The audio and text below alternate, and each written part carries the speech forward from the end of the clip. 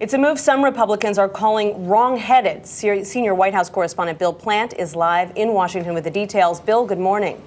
Morning, Nancy. It is controversial. That's why the president went to the Pentagon. He joined the Secretary of Defense and the chairman of the Joint Chiefs of Staff to make the announcement. Excuse me. He wanted to emphasize that the new defense strategy, which is tailored to major cuts in spending, is the product of consultation with the military. The question that this strategy answers is what kind of military will we need long after the wars of the last decade are over? Congress has mandated $487 billion in defense spending cuts over the next 10 years.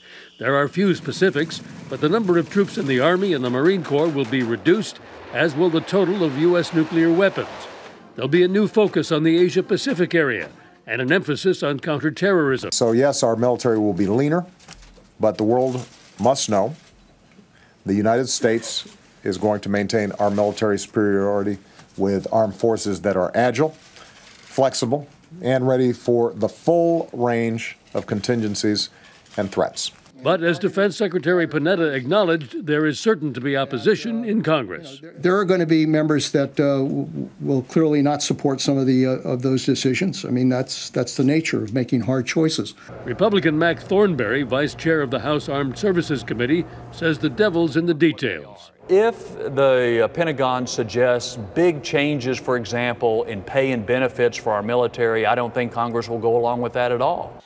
I worry when they talk on and on about reducing the number of people in the military because you can't just reverse that. Now, this shift in strategy means that the Pentagon will have to move away from its long-held doctrine of being able to fight two ground wars at once. The president, however, points out that the U.S. defense budget is still larger than that of the next 10 countries combined.